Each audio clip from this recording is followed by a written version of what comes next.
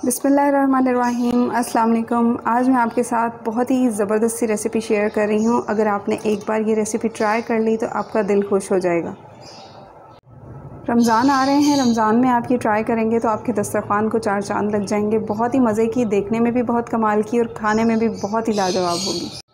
इसके लिए मैंने यहाँ पे 2 दरमियाने साइज़ के आलू उबलने के लिए रखे थे। जब आलू जो हैं वो तकरीबन हाफ़ कुक हो गए हैं तो मैंने यहाँ पे मुट्ठी भर मटर डाल दिए हैं इसके साथ ही, तो आलू के साथ ही मटर भी उबल जाएंगे। मैं यहाँ पे फ्रीज़ किए हुए मटर इस्तेमाल कर रही हूँ, तो जो फ्रीज़र के रखे हुए मटर होते हैं वो पकने में थोड़ा टाइम ज़्यादा लेते हैं, इसलिए मैं यहाँ पे इनको उबालने के लिए डाल रही हूँ। और वरना अगर आप फ्रेश मटर यूज़ कर रहे हैं तो फिर आप कच्चे भी यूज़ कर सकते हैं, उबालने की ज़रूरत नहीं है आपको। यहाँ पे पैन में मैं थोड़ा सा कुकिंग ऑयल लूँगी, तकरीबन 1 टेबलस्पून, 1 खाने का चम्मच कुकिंग ऑयल। जैसे ही ऑयल थोड़ा सा गर्म हो जाएगा इसमें हम डालेंगे आधा चाय का चम्मच सफ़ेद ज़ीरा, आधा चाय का चम्मच यहाँ पे मैंने कुटा हुआ सूखा धनिया लिया है और चौथाई चाय का चम्मच अजवाइन। 1 मिनट तक इनको रोस्ट करेंगे। अब मैं यहाँ पे डाल रही हूँ 2 खाने के चम्मच बारीक कटी हुई प्याज। इसके साथ ही 1 हरी मिर्च बारीक कटी हुई डाल देंगे। आधे से 1 मिनट के लिए कुक करेंगे।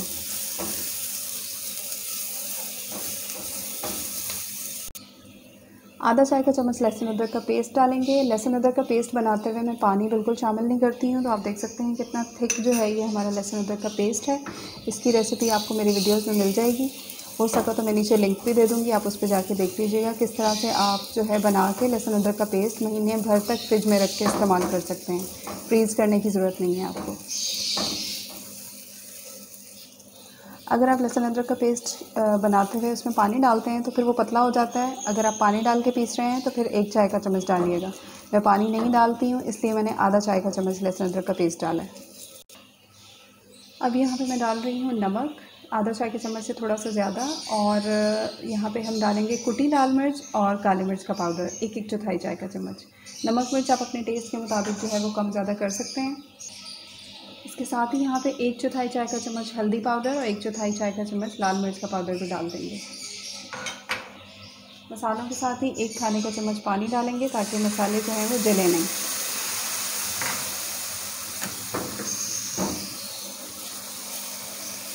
एक 2 मिनट मसालों की अच्छी सी भुनाई कर लेंगे।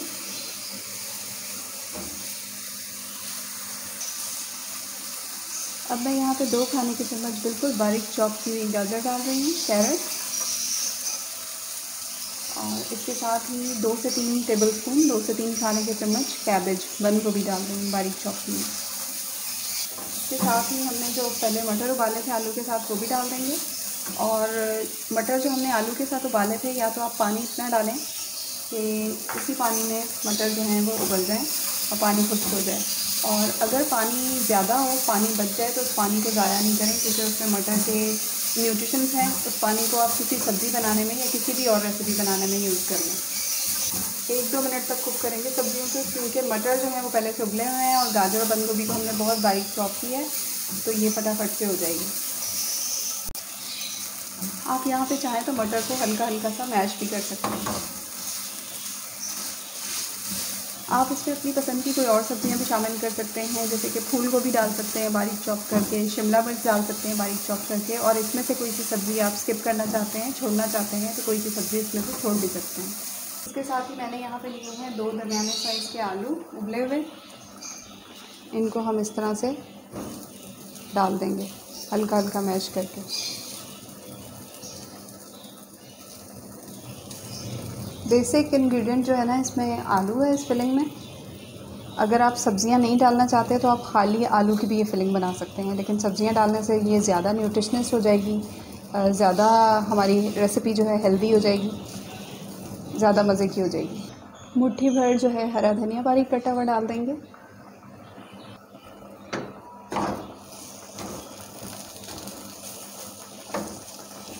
बस इसको मिक्स करते हुए हम मज़ीद जो है बस 1-2 मिनट के लिए इसको कुक कर लेंगे। मैंने इसका नमक टेस्ट किया है तो मुझे थोड़ा सा कम लग रहा है, तो 1 चौथाई चाय का चम्मच नमक हम इसमें और शामिल कर देंगे। आधा चाय का चम्मच मैंने पहले डाला था।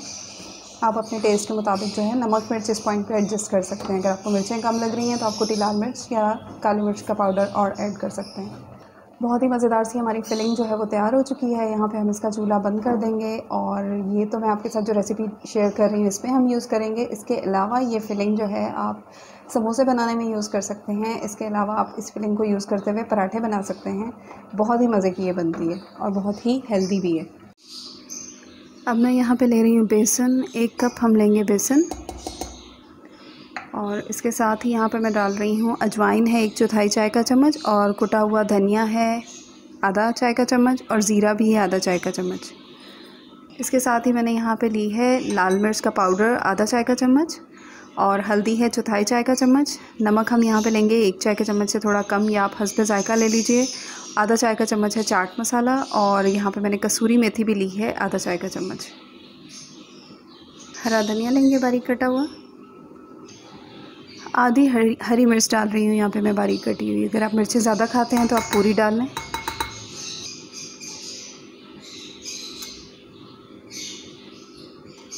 पहले सूखी चीज़ों को मिक्स कर लेंगे। उसके बाद हमने इसमें थोड़ा थोड़ा पानी डालना है और इसका गाढ़ा सा बैटर तैयार करना है।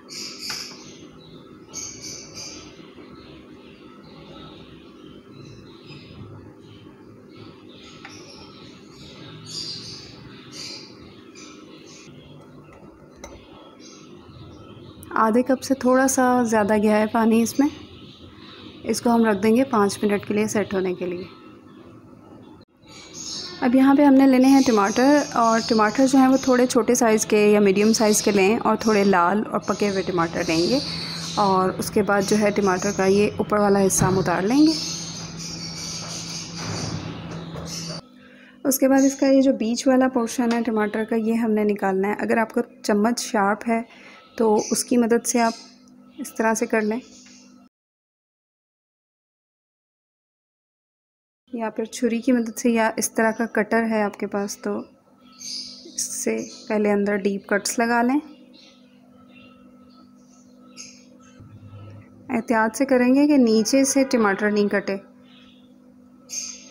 इसी के शार्प किनारे से हम नीचे से इसका एज तोड़ेंगे और इसको इस तरह से बाहर निकाल लेंगे। उसके बीज और जो भी इसके अंदर जूस है वो सारा निकाल देंगे। बस इस तरह से हमने टमाटर को अंदर से खाली कर लेना है। मोटा छिलका टमाटर का चारों तरफ है। इसी तरह से बाकी के टमाटर को भी कर लेंगे। इसी तरह से मैंने सारे टमाटर जो हैं वो यहाँ पे खाली करके रख लिए हैं और ये जो पल्प है ये जो जूस है ये हम किसी भी सब्ज़ी बनाने में यूज़ कर सकते हैं। इसको हम ज़ाया बिल्कुल भी नहीं करेंगे। अब यहाँ से हम टमाटर लेंगे और इसमें ये जो हमने फिलिंग बना के रखी है ना ये डालेंगे। फिलिंग डालते जाएंगे और प्रेस करते जाएंगे। चम्मच की बैक साइड से इस तरह से आप इसको प्रेस कर सकते हैं फिलिंग को, ताकि अंदर तक अच्छी तरह से फिलिंग भर जाए। इसी तरह से बाकी टमाटर भी भर लेंगे। यहाँ पे 6 टमाटर मैंने फिल कर लिए हैं और इसके अलावा यहाँ पे इतनी फिलिंग बची हुई है कि इससे 3 से 4 टमाटर और फिल हो सकते हैं। बेसन का मिक्सचर भी हमारा सेट हो चुका है तब तक और इसमें हम 2 चुटकी जो है वो सोडा डाल देंगे, बेकिंग सोडा, खाने का सोडा। इसको हमने लास्ट में डालना है। मिक्स कर लेंगे।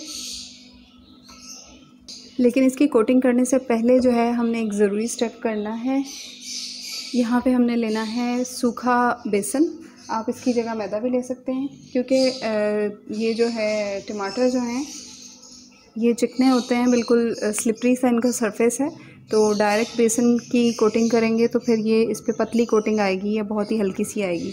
तो इससे पहले हम इसको सूखे बेसन में हल्का सा कोट कर लेंगे ताकि इसका जो ये स्लिपरी सरफेस है ये स्लिपरी ना रहे।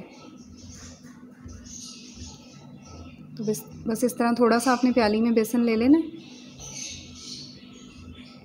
और इस तरह से इसके ऊपर इसकी एक कोटिंग कर देनी है। इस स्टेप से करने से आप देखेंगे कि बेसन की जब आप कोटिंग करेंगे तो वो बहुत अच्छी होगी और बगैर इसके करके देखिएगा तो वो फ़ौरन से स्लिप होके उतर जाएगी।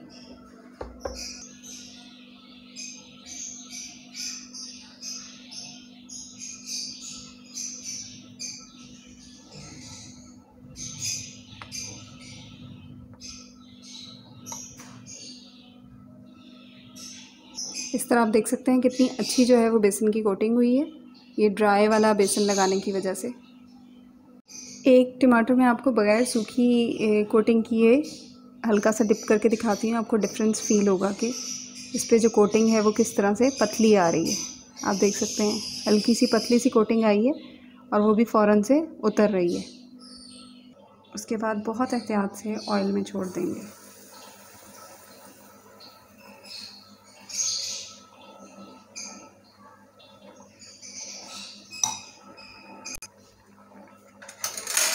कोशिश करें किसी डीप बर्तन में फ्राई करें, और अगर ऐसा ना हो, इस तरह से टमाटर थोड़ा बाहर रहे, तो इसके ऊपर इस तरह से ऑयल डालते हुए कुक करें।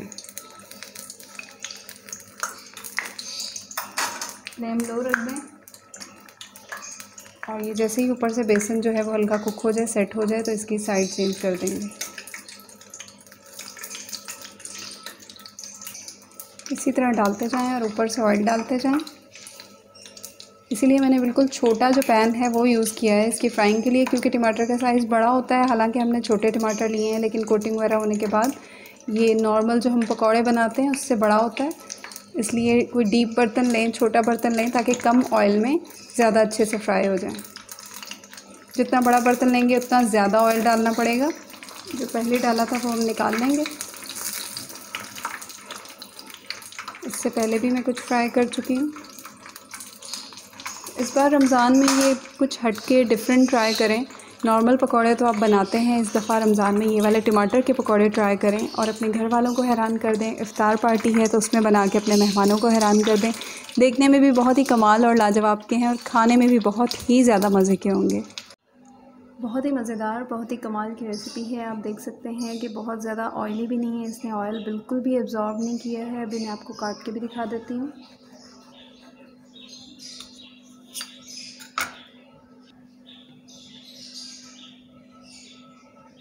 आप देख सकते हैं कि अंदर से कितने ज़बरदस्त और कितने मज़ेदार लग रहे हैं।